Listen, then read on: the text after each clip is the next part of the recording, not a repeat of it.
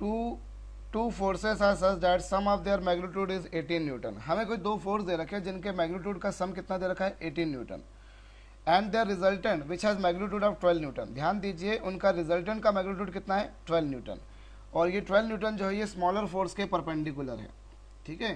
Then the magnitude of the forces are, एक काम करते हैं हम बॉडी पर दो फोर्स मानते हैं जिनमें से एक फोर्स हम मानते हैं P और एक फोर्स हम मानते हैं Q, ठीक। We have assume two forces acting over the body, एक फोर्स कौन सा है P और एक फोर्स कौन सा है Q। अब आपको क्या गिवन है, इन दोनों का सम कितना है 18 न्यूटन, इन दोनों का सम जो दे रखा है आप देखिए sum of their magnitude is 18 newton. Sum of जो उनके मैग्नीट्यूड है वो तो आपको 18 न्यूटन दे रखा है, और दूसरा क्या बोल रखा है रिजल्टेंट जो है उसका वो कितना है 12 न्यूटन। रिजल्टेंट का फॉर्मूला क्या होता है आप जानते हैं, दो फोर्सेस का रिजल्टेंट का फॉर्मूला क्या होता है, R equals to under the root of p square plus q square plus 2pq cos theta. ये उनके रिजल्टेंट का फॉर्मूला है, ठीक है। Under the root of p square plus q square plus 2pq cos theta. Theta क्या है इन दोनों के बीच का angle, suppose the angle between this two forces is theta. मैंने मान लिया इन दोनों के बीच का जो एंगल है वो थीटा है, और आपको क्या दे रखा है resultant is perpendicular to the smaller force. Resultant जो है वो स्मॉलर फोर्स के परपेंडिकुलर है, तो रिजल्टेंट जो है हमने मान लिया कि इन दोनों में से P और Q में से P जो है वो स्मॉलर है, तो रिजल्टेंट इसके परपेंडिकुलर है, ठीक है। ये रिजल्टेंट फोर्स, भाई फोर्सेस जो लग रहे थे वो लग रहे थे P और Q, और R जो है वो क्या इनका रिजल्टेंट है, और रिजल्टेंट फोर्स स्मॉलर फोर्स के परपेंडिकुलर है। रिजल्टेंट फोर्स स्मॉलर फोर्स के परपेंडिकुलर है, दैट इज ये उसके साथ में कितना एंगल बना रहा है 90 डिग्री का एंगल बना रहा है।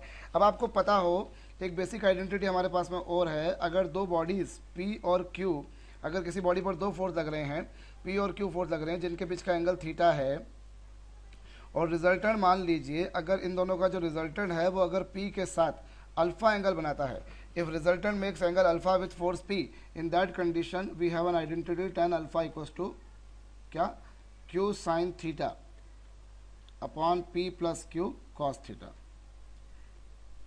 Q sine theta upon P plus Q cos theta, ठीक है। अब यहाँ पर देखिए जो अल्फा दे रखा है आपको वो कितना दे रखा है, जो गिवन क्वेश्चन है उसमें अल्फा की वैल्यू कितनी दे रखी है हमको 90 डिग्री, हम यहाँ पर रखते हैं तो tan अल्फा इक्वल्स टू कितना tan 90 equals to Q sine theta upon P plus Q cos theta, ठीक है। आपने P और Q के बीच में एंगल थीटा सपोज किया ना, तो ये आ गया। और tan 90 की वैल्यू कितनी होती है इन्फिनिटी होती है, tan 90 की वैल्यू इन्फिनिटी होती है, तो इसका मतलब क्या होगा tan 90 अगर इन्फिनिटी आ रहा है इसका मतलब एक ही हो सकता है कि जो इसका इस एक्सप्रेशन जो ऊपर लिखा हुआ है उसका डिनोमिनेटर 0 हो, उसका डिनोमिनेटर कितना हो 0 हो, तो डिनोमिनेटर को 0 कर दिया आपने, तो इस बेसिस पर Q cos थीटा की वैल्यू, Q cos थीटा की वैल्यू कितनी आ गई -P। अब Q cos थीटा की वैल्यू जो -P आई है उसे आप इस इक्वेशन में रखिए जो रिजल्टेंट की वैल्यू दे रखी थी। रिजल्टेंट आपको दे रखा है 12 न्यूटन, ये देखिए आप रिजल्टेंट आपको 12 न्यूटन दे रखा है, ठीक है। रिजल्टेंट 12 न्यूटन है, under the root of P square plus Q square plus 2P, और Q cos थीटा की वैल्यू कितनी लिखी है आपने -P, उसे यहाँ रख दीजिए, ठीक है। अब आपके पास में ये इक्वेशन जो बनी इसे आपने सेकंड इक्वेशन मान लिया।